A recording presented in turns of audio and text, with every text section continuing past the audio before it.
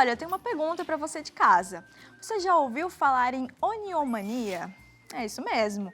Esse é o nome de um transtorno caracterizado pela compulsão por compras. Segundo a Organização Mundial da Saúde, cerca de 8% da população mundial sofria de oniomania. E aqui no Brasil, o número fica em torno de 3% da população. E para nos explicar um pouco mais sobre esse assunto, vamos receber o psicólogo Gustavo Zanchetta, que vai falar para a gente um pouco mais sobre isso. Seja bem-vindo, doutor. Boa tarde. Muito obrigado. Um prazer estar aqui. Tudo bem, doutor? Bem-vindo, bem. viu? Muito obrigado aí por aceitar o convite. É um assunto muito interessante, né? Porque a gente sempre costuma falar em relação a isso, a compulsão por compras. A gente nunca chegou a dar o nome, né? Esse é o nome mais comum, você chama de transtorno? Oniomania é o termo técnico, né? Tá. Na prática, o que a gente trabalha no consultório é compulsão por compras. E realmente é uma demanda hoje que está numa crescente muito grande. No meu consultório eu atendo muitas pessoas que procuram tratamento psicológico para lidar com essa demanda. Doutor, eu falei seu sobrenome certo? Se pronuncia Zanchetta, mas está tudo certo. Zanchetta, pronto. E doutor, esse transtorno, né, ele pode vir de uma depressão, de uma ansiedade, ser resultado ou de repente um sintoma de alguma outra doença? Com certeza. Normalmente a compulsão por compras está associada a quadros de depressão ou ansiedade, né? Então, não adianta a gente fazer um tratamento para esse tipo de transtorno se não tratar também a depressão ou ansiedade ali presente. No caso da ansiedade, por exemplo, esse tipo de transtorno, ele acaba tendo uma função de alívio, né? Porque a ansiedade, ela traz muita tensão e aí a pessoa vai comprar, ela tem aquele momento de alívio. Já no caso da depressão, esse transtorno de compra, essa compulsão por compras, acaba trazendo prazer. Então a pessoa está ali na depressão, ela tem aquele momento de compra, ela acaba experimentando euforia, prazer, etc. Eu mereço. Exatamente. Mais ou menos isso, doutor. Eu mereço isso. A questão de dizer para si mesmo eu mereço é uma das crenças, que é uma coisa que a gente trabalha muito no tratamento. Então a pessoa ela acaba adotando algumas crenças, como por exemplo, eu mereço, como por exemplo, só serei feliz se comprar, só serei feliz se trocar meu celular, se trocar de carro, etc. Trabalho tanto, eu mereço. Né? A gente sempre tenta colocar só coisas... Uma comprinha, né? Só uma comprinha de leve, né, Carol? É verdade. E doutor, as compras online também, né? Qual que é essa relação da oniomania com as compras online e com as compras presenciais? Você sabe que com o advento da internet, né, com essas facilidades hoje em dia de se comprar online, hoje a gente compra tudo com 2, 3 cliques no nosso smartphone. A gente compra carro, casa, né? E, então facilitou muito o acesso a crédito e a compra. E isso, sem dúvida nenhuma, tem uma relação direta nesse grande aumento de casos de oniomania, não tenha dúvida nenhuma. É impressionante, deve ser muito complicado para o tratamento, né? Porque, como o senhor mesmo disse, esses dias eu quero comprar uma cama de casal. Aí tô lá, vamos ver a cama de casal. Acabou, eu só recebo cama de casal no meu Instagram. É impressionante. A internet, né? É impressionante. O algoritmo. Ela se alimenta disso, o algoritmo. Isso para um tratamento deve ser terrível, né? Você sabe que eu digo que no caso de compulsão por compras é um dos tratamentos mais difíceis exatamente por isso. Imagina. Porque, por exemplo, quando eu trato alguém que tem dependência em álcool ou drogas ou açúcar, que é bem comum hoje em dia também, comida, eu falo, olha, não tenha álcool em casa, não tenha cigarro em casa, tire o doce de casa. Agora, compulsão em compras, a pessoa entra no smartphone, ela é bombardeada por estímulo de compra. A pessoa sai na rua, ela vê os outdoors, né? Ela liga o rádio, ela liga a TV, tem lá propaganda. Então, realmente é difícil. E doutor, a gente sabe, né, que fazer compras tem os momentos bons, os momentos certos, conscientemente. Mas como que a gente consegue encontrar qual que é o limite saudável de você fazer uma compra e quando ele passa a ser a oniomania? Nossa, boa, eu vou até anotar aqui. Qual o limite? Diga aí, doutor, eu vou anotar aqui direitinho. Pois é, essa é uma ótima pergunta. Qual que é a diferença, né, daquela pessoa que compra demais, daquela pessoa que tem o transtorno? A pessoa que compra demais, ela tem ainda algum controle sobre as suas contas. Ela pode até entrar ali no especial do banco, ela pode até ali usar o cartão além do limite, mas ela consegue voltar. Ela consegue ainda controlar os seus impulsos. A pessoa que tem esse tipo de transtorno, por outro lado, ela não controla seus impulsos. Então, vem esses pensamentos como esse, por exemplo, eu mereço, e a pessoa vai e compra.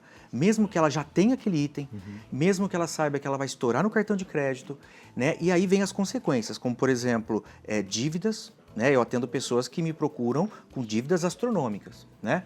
Vem, por exemplo, a questão emocional, então a pessoa começa a ter que conviver muito com vergonha, com culpa, com frustração, etc. E vem também uma consequência importante que muita gente ignora, que é a questão social.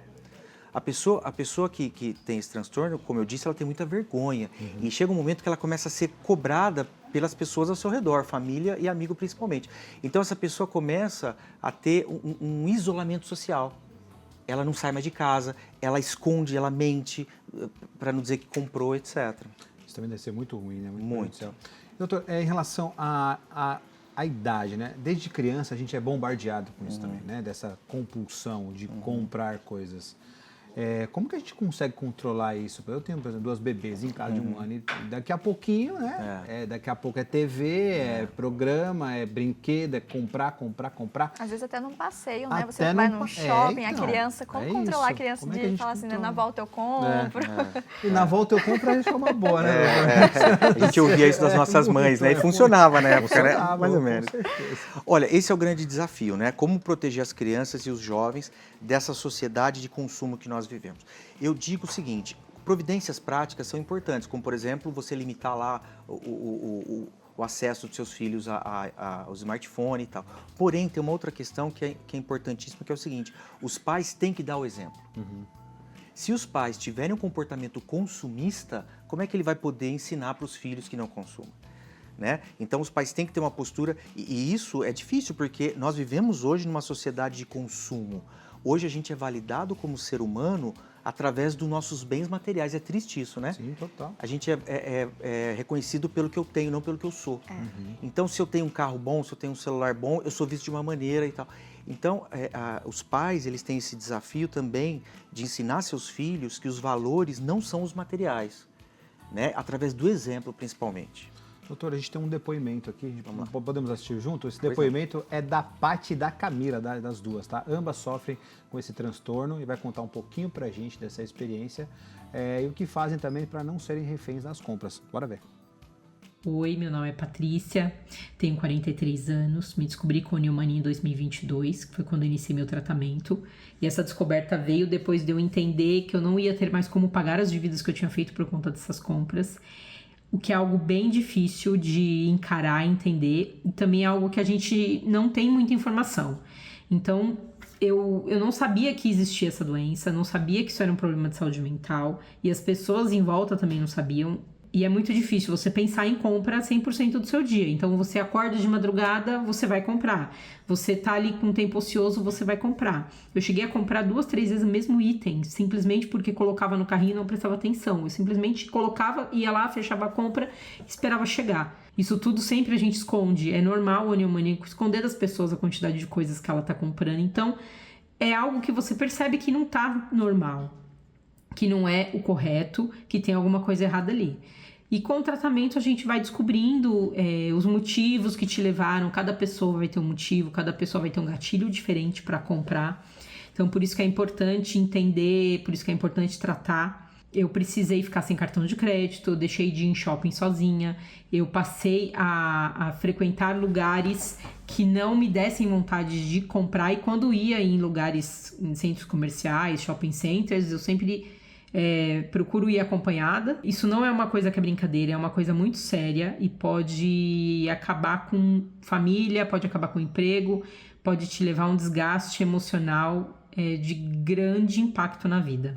Oi, meu nome é Camila Nunes, eu tenho 40 anos e há pelo menos uns 25 eu compro compulsivamente. Eu sou uma oniomaníaca. Eu compro compulsivamente desde a minha adolescência. Então, depois que eu me formei em Direito e aí fui nomeada assistente de juiz. Comecei a ganhar um bom salário. E aí eu gastava mais que o meu salário. Mas como eu tinha crédito no banco, eu comecei a fazer empréstimos. Mas, num determinado momento, eu resolvi parar de pagar os empréstimos, as parcelas dos empréstimos, porque eu achei que eu fosse juntar o dinheiro para mais para frente eu negociar. Só que eu não juntei o dinheiro, eu gastei. Eu gastei tudo. E não paguei os empréstimos.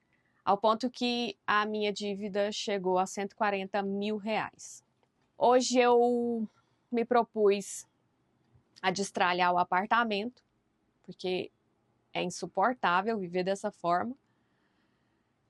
E aí eu resolvi contar quantos vestidos eu tenho. Deram 200. O consumismo faz do consumo o objetivo da vida. Mas eu tenho esperança que dessa vez vai. Eu tenho feito tratamento psiquiátrico e psicológico. Eu tomo remédio para toque e ansiedade. É triste perceber que ao mesmo tempo que você é o seu herói, você é o seu algoz. E é uma luta ferrenha.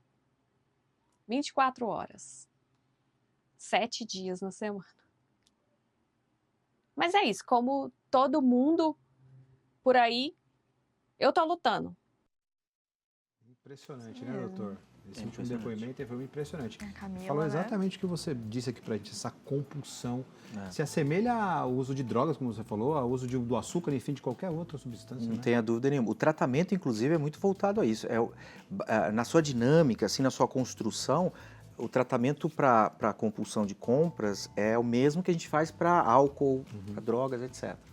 E como que o próprio paciente ele consegue identificar que ele tem oniomania ou ele precisa desse apoio da família? Como que a família pode dar esse apoio? Como que a família pode trazer uma intervenção ali e ajudar? Você sabe, a reconhecer, aceitar é o primeiro passo e o mais difícil. Né? As pessoas têm muita dificuldade, porque elas pensam assim, não, quando eu quiser eu paro. Quando eu quiser parar de comprar, eu paro. Né? E a pessoa vai postergando isso e vai colhendo prejuízos em todas as áreas da sua vida. Então, o primeiro passo é reconhecer. E nesse ponto eu percebo que as mulheres reconhecem mais do que nós homens. Né? As mulheres buscam mais ajuda do que nós homens, né? Por uma série de fatores aí que a gente pode depois até falar. E a família faz parte dessa recuperação, desse tratamento. A família é fundamental em não julgar, porque isso, gente, é uma doença. Né? A pessoa pode olhar e falar assim, essa pessoa é irresponsável. Não, é um transtorno, é uma doença, sabe? Então a família tem que ajudar, tem que cooperar também, não dando gatilhos, né? E o principal é ter uma postura empática, sabe? Como ela disse, e até acompanhar no shopping e tal, para falar, olha, né, vamos dar uma segurada e tal, né? E, doutor, depende do valor da compra, por exemplo, ela falou de vestidos, ou independe do produto em si. Tem gente que compra muito sapato, no caso vestidos. Se eu saio e trago alguma coisa, independente do valor, isso pode ser caracterizado um transtorno também? Não? Será caracterizado um transtorno se, ao longo do tempo, ele for um comportamento repetitivo, por exemplo, eu saio, eu tenho que comprar algo. A gente já tem que colocar uma bandeira vermelha aí, né? E se isso vai te afetar no aspecto financeiro, emocional e social, como eu falei. Então tem que observar. Perfeito, muito Ótimo. bom. E os tratamentos, doutor, para a gente finalizar, os tratamentos que a gente tem hoje, que as pessoas conseguem encontrar? Bom, como eu disse inicialmente, né, esse transtorno está associado normalmente à ansiedade e depressão. Então, em casos mais intensos, o tratamento psiquiátrico, medicamentoso, tá? Na clínica, terapia é fundamental. E, basicamente, assim, de maneira resumida, a gente vai implementar técnicas, estratégias para que essa pessoa consiga lidar com esses impulsos, esses pensamentos que a gente falou aqui e com o comportamento, né? Buscando, por exemplo, alternativas para buscar satisfação e prazer, tá? Buscando exposição, ou seja, a pessoa acompanhada de um psicólogo vai entrar em loja, entrar em sites e resistir ao impulso, né? Então, tem um caminho a ser feito, mas que dá um resultado muito interessante. Doutor, muito bom, muito obrigado pela presença. Foi ótimo, né, Carol? Super Muito esclarecedor. bom, Acho que demais. muita gente em casa, com certeza, o senhor ajudou muita gente em casa, sem dúvida nenhuma. Muito obrigado e volte sempre. Obrigado. Por Tô à favor, disposição. viu? Vou passar os contatos do doutor aqui. O Instagram dele é o @gustavozanqueta.psi, né? PSI. E tem também o site gustavozanqueta.com.br. É isso aí. Doutor, muito obrigado, Obrigado. viu? Prazer em Prazer, recebê-lo doutor. aqui, de verdade mesmo.